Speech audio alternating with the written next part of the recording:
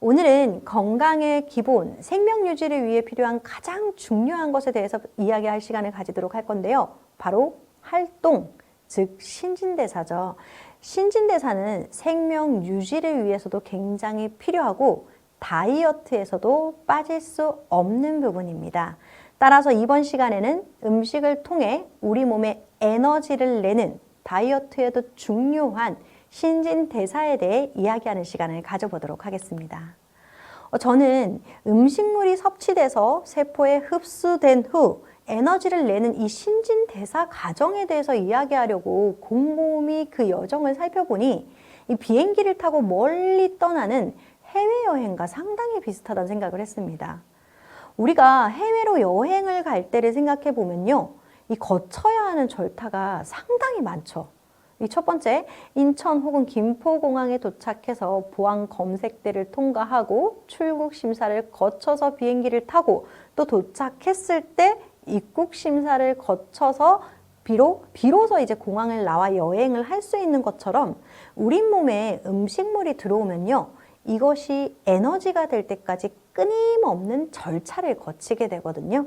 그래서 지금부터는 음식물이 내 몸에 들어왔을 때 어떤 절차를 거쳐서 목적지인 세포까지 도착하는지 그 여정을 살펴보는 시간을 가지도록 하겠습니다.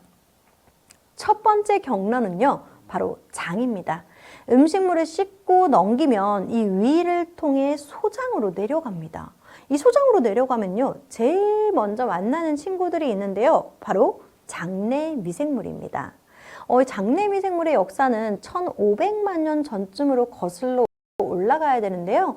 이 처음부터 장내 세균이 우리 몸속에 있었던 것은 아니고 대략 1500만 년쯤에 우리 몸으로 처음으로 들어온 후에 진화하면서 현재까지 우리와 공생을 하고 있습니다.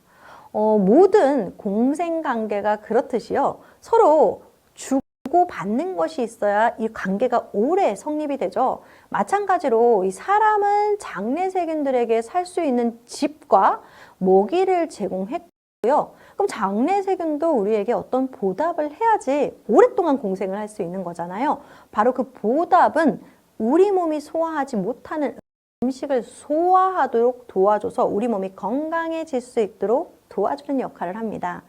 장내 세균은 그리고 그들의 집을 또 튼튼하게 만드는 역할도 합니다. 따라서 음식물의 첫 번째 관문, 소장에서 좋은 영양분을 우리 몸에 흡수시키려면요, 이 장내 세균들의 도움을 받아서 잘 분해시켜 흡수시켜 줄 수 있도록 해야 합니다. 따라서 균형 있는 장내 생태계를 이루는 것이 매우 중요합니다.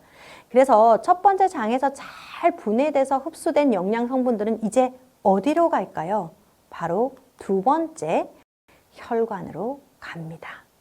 여행으로 비유하면 비행기나 배를 타고 가는 여정이 아닐까 생각하는데요. 우리 음식물은 비행기, 배 대신에 적혈구를 타고 혈관을 통해 세포로 가는데요. 혈관에 이 혈전과 같은 장애물들이 많으면 혈관이 좁아지고 그럼 목적지 세포까지 도착하는데 시간이 오래 걸릴 수도 있고 때로는 도착을 못할 수도 있어요. 따라서 이런 혈관이 좁아지지 않도록 노력을 해주시는 게 도움이 되는데요. 혈관이 좁아지는 대표적인 이유는 이 콜레스테롤과 같은 지방질이 쌓이기 때문입니다. 이로 인해서 혈관 내벽이 두꺼워지고 그로 인해서 혈관이 좁아지게 되는데요. 따라서 건강한 혈행 개선을 위한 일상의 노력에는 기름진 음식이나 인스턴트 식품을 멀리 하는 것이 굉장히 도움이 될 수 있습니다. 그리고 포화지방산과 트랜스지방 섭취를 피하고 가급적 줄이는 노력과 함께 불포화지방산인 오메가3와 같은 영양소를 섭취해서 중성지방을 낮춰 혈액의 흐름이 막히지 않도록 적극적으로 관리해 주는 것이 중요합니다.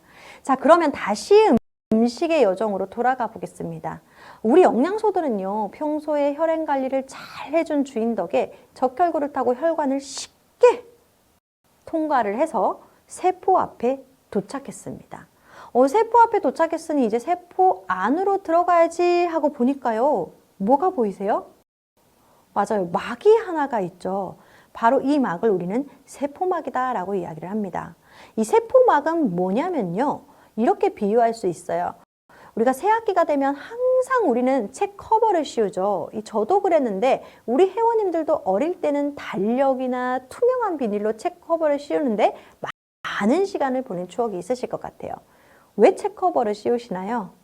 그렇죠. 책 커버를 사용하면 책 커버가 책을 보호해서 흠집 없이 깨끗하게 책을 유지할 수 있기 때문입니다. 세포막도 이와 비슷한 기능을 하는데요. 세포 내부에는 중요한 유전 정보인 DNA가 존재합니다. 그럼 어떻게 해야 될까요? 이 너무 중요한 정보가 들어있기 때문에 이것을 보호하기 위해 마치 책을 책 커버로 보호하는 것처럼 세포를 외부에서 막으로 감싸는 보호 기능이 필요합니다. 그 역할을 하는 것이 바로 세포막입니다. 세포막은요, 세포와 필요한 기능을 안전하게 보호할 수 있도록 우리 건강에 너무나도 중요한 역할을 수행하고 있습니다. 따라서 건강한 삶을 위해서 이 세포막을 튼튼하게 유지하는 것이 중요합니다. 그럼 세포막이 튼튼하다는 것은 영양분이 원활하게 통과할 수 있는 이 말랑말랑하고 유연한 형태를 세포막이 잘 유지하고 있다는 뜻이기도 합니다. 따라서 보통 세포막이라고 하면 딱딱하면 건강하지 않다라고 보고요. 그림에서 보시는 것처럼 이렇게 유연하고 말랑말랑한 상태로 유지를 시켜주는 것이 중요한데요. 세포막은 불포화 지방산과 포화 지방산의 비율로 건강한 세포막과 건강하지 않은 세포막은 아닙니다. 세포막이 건강하지 못한 상태는 이 포화지방산을 많이 섭취한 경우로 이 세포막의 포화지방산 비율이 높으면요. 그림에서 보시는 것처럼 세포막이 뻣뻣해지고 유연하지 않은 상태를 가지게 됩니다. 이렇게 되면 좋은 영양 성분이 뻣뻣한 세포막을 통과하기 어려워지죠. 그런데 반면 불포화 지방산 비율이 높은 세포막은 어떻게 보여요? 그렇죠. 말랑말랑 유연하게 유지가 되고 영양 성분은 쉽게 세포 안으로 들어올 수 있습니다.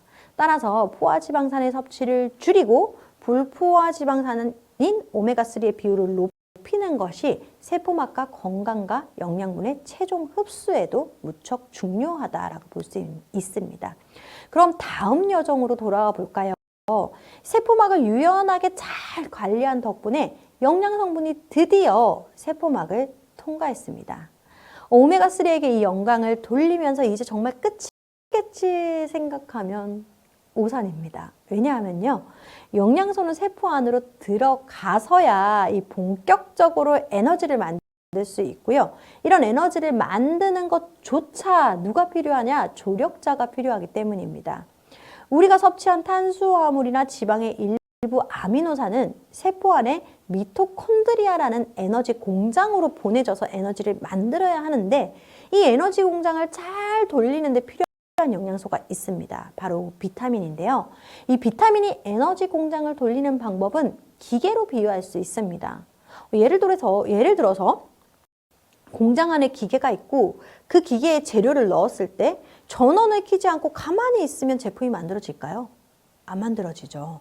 전원을 이렇게 켜야지 작업이 시작되는 거죠. 기계가 움직이고. 비타민은 그럼 어떤 역할을 할까요? 바로 전원 버튼의 역할을 합니다.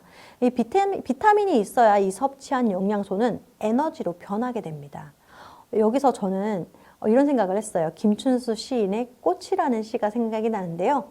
내가 그의 이름을 불러줬을 때 그는 나에게로 와서 꽃이 되었다. 비타민이 버튼을 눌러줬을 때 섭취한 음식은 에너지가 되었다. 따라서 비타민 역시 이 대사활동이 필수적이라는 거 강조드리고요. 이제 드디어 영양소가 내가 오늘 섭취한 영양소가 에너지로 변했고 긴 여정, 즉 대사활동이 끝이 났습니다. 그럼 한번 정리를 해볼까요? 각 신진대사 단계별로 필요한 영양소를 다시 한번 정리해 보도록 하겠습니다. 먼저 장 건강을 위한 마이크로바이옴의 균형을 유지하기 위해 유익균을 섭취하고 유익균을 먹이로 활용하는 락투로스 및 포스트바이오틱스를 권장드립니다. 그리고 두 번째, 혈행 개선과 세포막 건강을 위해서 오메가3를 섭취해 주시고요. 세 번째, 세포에서 대사활동을 지원하는 비타민, 미네랄을 섭취하시면 대사활동에 도움을 받으실 수 있습니다. 다이어트 하시면서 기본 영양을 챙기시고 싶으신가요? 또는 다이어트가 끝나고 기본 영양을 챙기시고 싶으신가요? 그렇다면 이 세 가지 영양소를 꼭 챙겨 드시길 바랍니다. 감사합니다.